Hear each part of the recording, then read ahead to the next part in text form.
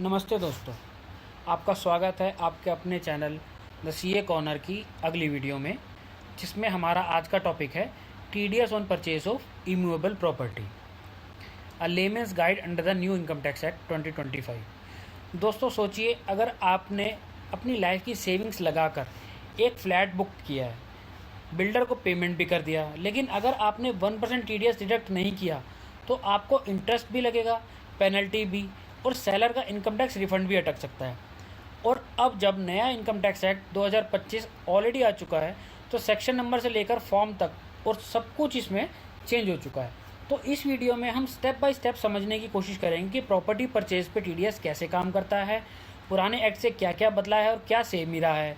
Video को and तक जरूर देखिएगा, क्योंकि लास्ट में मैं एक ऐसी कॉमन मिस्टेक शेयर करूँगा जो कि 90% बायर्स कमिट करते हैं। तो चलिए बिना किसी देरी के इस वीडियो को आगे शुरू करते हैं। देखिए, हमारा आज का एजेंडा पहले कवर करते हैं कि सबसे पहले हम आज क्या क्या कवर करने वाले हैं ये समझ लेते हैं। देखिए, इसमें आएगा TDS on purchase property purchase का बेसिक कॉन्सेप्ट क्या है, old act versus new act में क्या चेंजेस हुए हैं, 50 लाख का रूल और 1% रेट एक लाइव एग्जांपल के साथ कंसिडर करेंगे। नए फॉर्म्स 141, 132, 168 क्या हैं इन्हें डिस्कस करेंगे, और कुछ स्पेशल केसेस हैं जो कि जॉइंट बायर्स, एनआरआई सेलर्स और पेनल्टीज वगैरह का, इनसे रिलेटेड कुछ डिस्कशन करेंगे। चलिए अब आगे इनको एक एक करके कवर करते हैं। सबसे पहले जानते हैं what is TDS on property purchase. देखिए, अब एक सिंपल भाषा में समझते हैं। जब भी आप कोई प्रॉपर्टी खरीदते हैं जिसकी वैल्यू 50 लाख या उससे ज़्यादा है, तो आपको यानी बायर को पेमेंट करते टाइम उसमें से 1% काटना होता है amount in the form of TDS, और वो अमाउंट आप सीधा गवर्नमेंट को डिपॉजिट कर देते हैं, जिसका बेनिफिट सेलर ले लेता है, और बाकी 99% वैल्यू जो है वो आप सेलर को in the form of money पे कर देते हैं। ऐसा इसलिए किया जाता है ताकि गवर्नमेंट को हाई वैल्यू प्रॉपर्टी डील्स को ट्रैक करने में आसानी हो, और सेलर अपनी इनकम टैक्स रिटर्न में इसका प्रॉपर डिस्क्लोजर कर सके, यानी कि सेलर जो है वो अपना कैपिटल गेन टैक्स अवॉइड ना कर पाए, और गवर्नमेंट को उन हाई वैल्यू ट्रांजेक्शन्स को ट्रैक करने में आसानी हो सके। तो सिंपल फॉर्मूला है, बस वो हमें यही याद रखना है।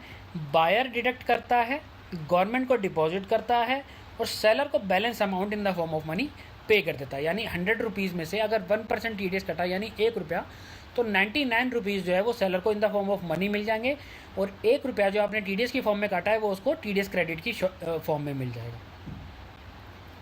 आई होप ये आपको क्लियर हो गया होगा। चलिए आगे चलते हैं।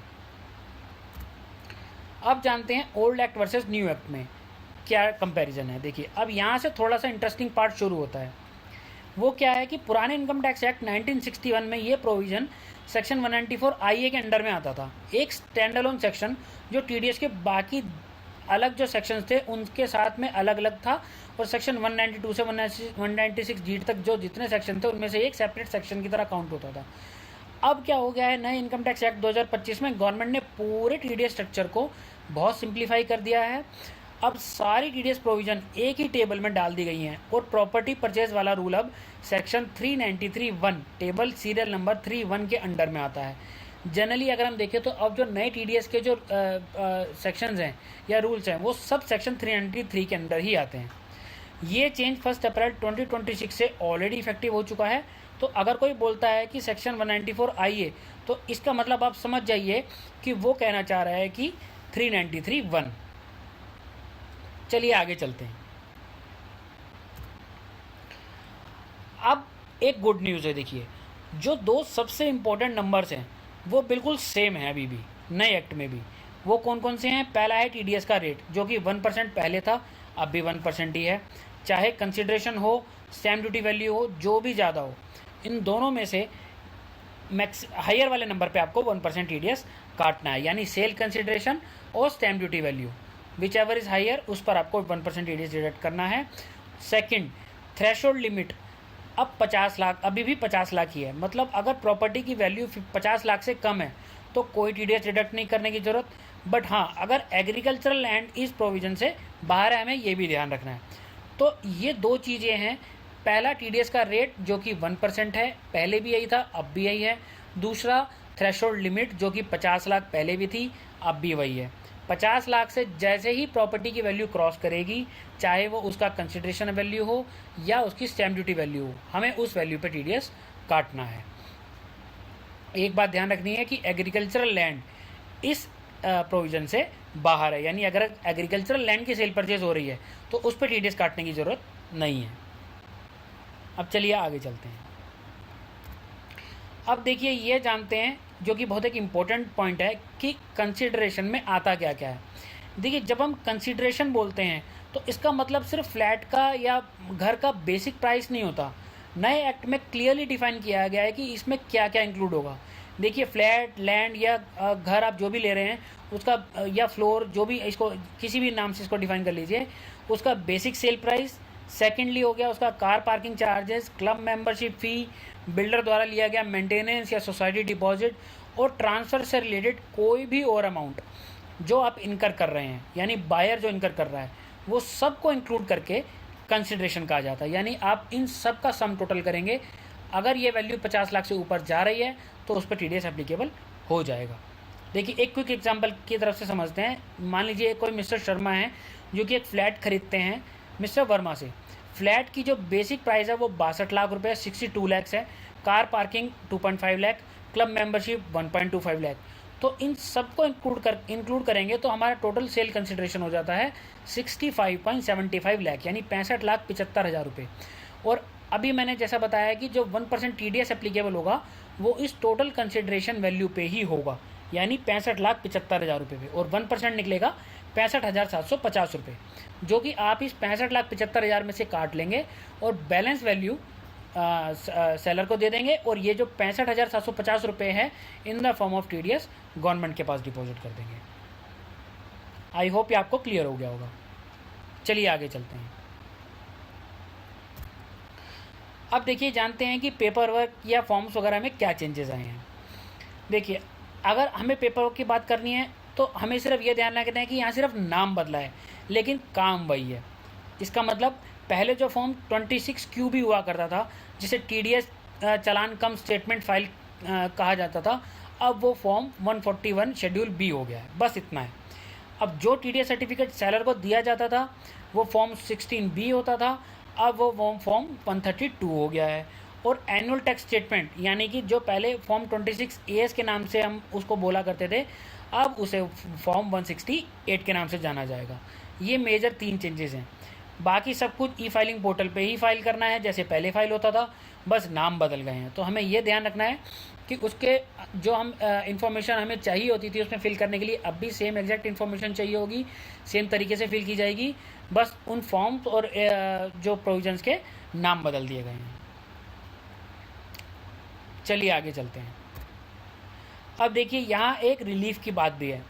पहले की तरह अभी भी टैन की रिक्वायरमेंट नहीं है। देखिए टैन क्या होता है? Tax deduction account number.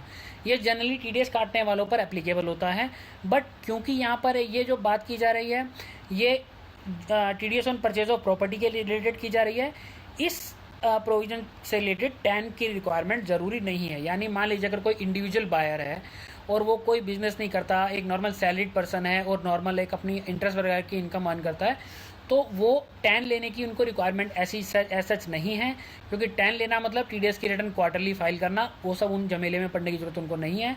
Since क्योंकि उनके पर में ये प्रोविजन एप्लीकेबल नहीं होते टीडीएस डिडक्शन के इन जनरली, तो वो क्या कर सकते हैं, आप इसको पैन बेस्ड फाइल कर सकते हैं, जो कि ये सेक्शन रिक्वायर्ड करता है। यानी इसमें रिक्वायरमेंट है, यानी हम जो इसमें टीडीएस डिपॉजिट करेंगे अपने पैन के बेस पे इजीली कर सकते हैं अपने ई फाइलिंग पोर्टल में लॉगिन करके।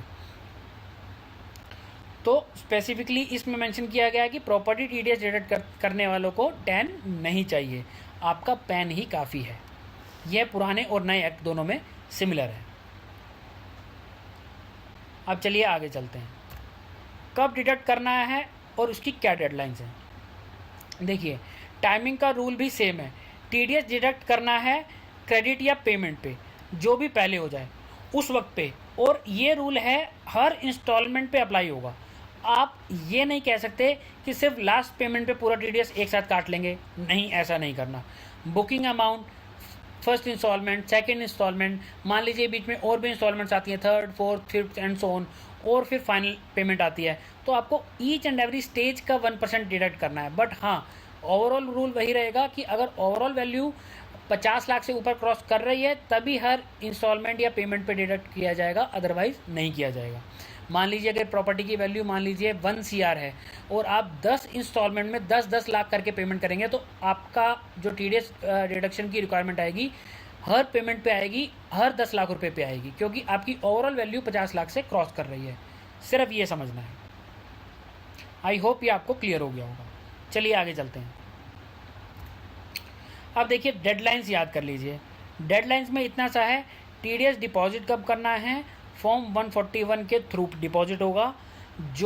जिस महीने में भी हम डिडक्ट कर रहे हैं, यानी जब डिडक्ट कब करेंगे, जब पे करेंगे, तो जैसे ही पेमेंट करेंगे यानी जिस मंथ में पेमेंट करेंगे उस महीने के एंड से 30 डेज़ के अंदर अंदर हमको फॉर्म 141 फाइल करना ज़रूरी है।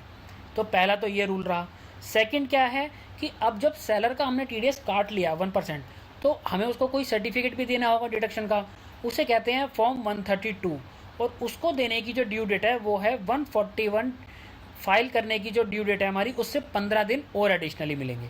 यानी कि मान लीजिए अगर आज अगस्त चल रहा है तो आपने अगस्त में पेमेंट की, तो जो आपकी फॉर्म 141 फाइल करने की ड्यू डेट है वो इस मंथ का एंड यानी कि 31 अगस्त से 30 डेज और जोड़ लीजिए, जो कि बने आपके 30 सितंबर। तब तक आपको फॉर्म 141 फाइल करना है और उसके 15 दिन एडिशनली यानी 15 अक्टूबर तक आप सेलर को फॉर्म जो 132 है वो प्रोवाइड कर सकते हैं। तो ये 2 डेडलाइंस हैं जो कि हमें याद रखनी है। अब चलिए आगे चलते हैं। अब देखिए यहाँ जानते हैं कुछ ऐसे रूल्स जो कि जनरली हम लोग इस पर ध्यान नहीं देते।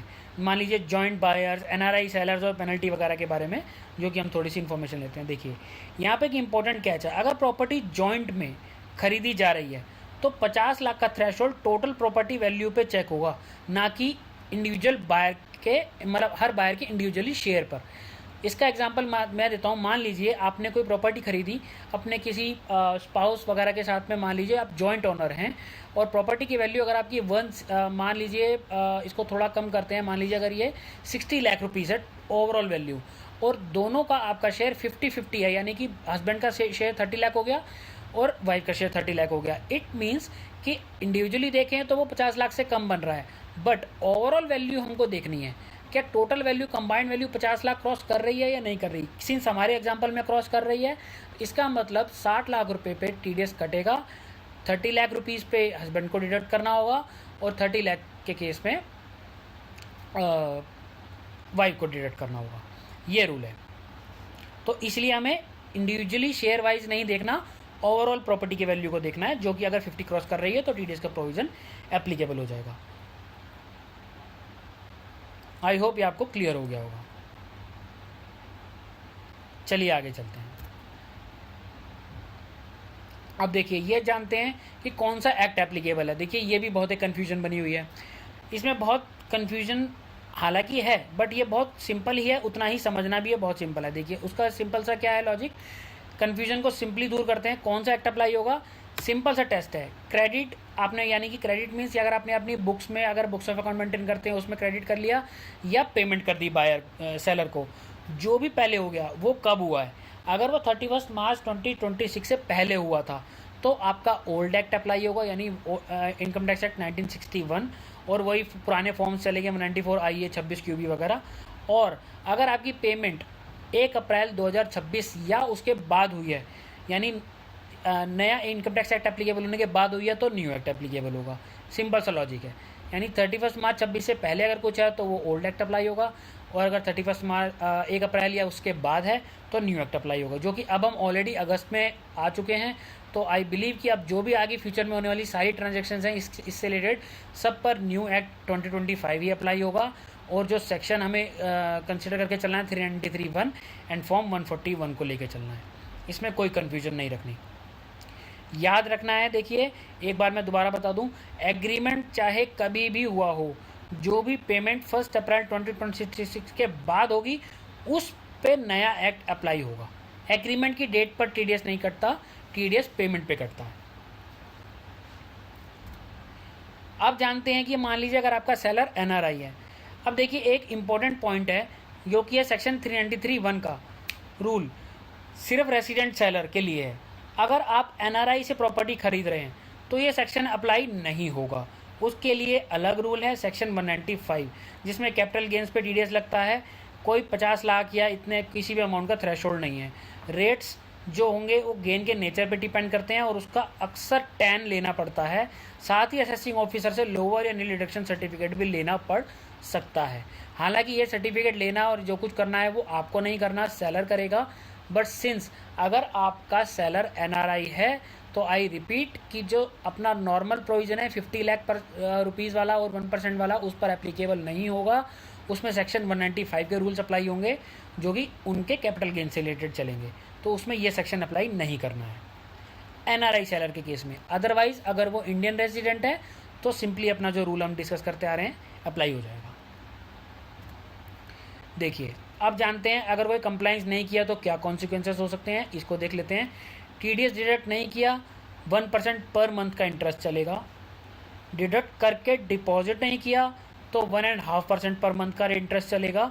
और अगर टीडीएस स्टेटमेंट लेट फाइल किया, यानी कि मान लीजिए जिस मंथ में जैसे अगस्त में हमने पेमेंट की है और 30 सितंबर तक अगर हम उसको फाइल नहीं कर पाते तो 200 रुपीज़ पर डे की लेट फीस भी साथ में चलेगी, जो कि equivalent to 100% of TDS amount हो सकती है। यानी कि जितना टीडीएस पेमेंट करना था उसके इक्वलेंट ही मैक्सिमम जाएगी, उससे ऊपर क्रॉस नहीं कर सकती।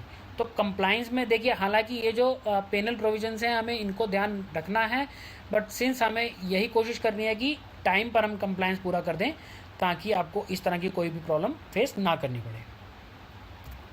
तो चलिए अब एक क्विक रिकैप कर लेते हैं। इसमें क्या है, देखिए रेट 1% है, थ्रेशोल्ड 50 लाख है, कोई चेंज नहीं है पुराने और नए एक्ट में। सेक्शन 194A अब 393(1) टेबल 3(1) बन गया है। फॉर्म्स का रीनेमिंग कर दी गई है, 26 QB 141, 16B जो है 132 और 26 AS से 168 बन चुका है।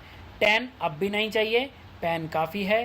कंसिडरेशन में पार्किंग, क्लब फीस सब इंक्लूड करके चेक करना है। और अगर 1 अप्रैल 2026 के बाद, जो कि अब जनरली होने वाला है आगे, पेमेंट की है तो वो नए एक्ट के अंडर ही आएगी। तो ये था हमारा इस वीडियो का क्विक रिकैप। तो दोस्तों अगर आप प्रॉपर्टी बाय या सेल कर रहे हो तो छोटी सी टीडीएस की गलती आपकी रजिस्ट्रेशन में डिले या सेलर का रिफंड में प्रॉब्लम क्रिएट कर सकती है, जिससे कि हो सकता है कि आपकी डील पर भी क्वेश्चन उठ जाए। तो इस चीज़ को हमें अवॉइड करना है, इस प्रोविज़न का पूरा कंप्लाई करके चलना है। और अगर ये वीडियो आपको हेल्पफुल लगी है तो आई रिक्वेस्ट कि आप इसको लाइक करिए, ज़रूर करिएगा। अपने उन दोस्तों के साथ शेयर करिए जो प्रॉपर्टी खरीदने वाले हैं और या फिर खरीदने का सोच रहे हैं, ताकि वो इस चीज़ के बारे में ऑलरेडी अवेयर रह सकें। और हमारे चैनल को प्लीज़ सब्सक्राइब करना मत भूलिएगा, ताकि फ्यूचर में आने वाली ऐसी और इन्फॉर्मेटिव वीडियोज़ आप तक टाइमली पहुँचती रहें। कमेंट्स में ज़रूर बताइए कि आपको इस टॉपिक पर और क्या जानना है, मैं अगली वीडियो में उस चीज़ को कवर करने की ज़रूर कोशिश करूँगा। आई thank you so much for watching.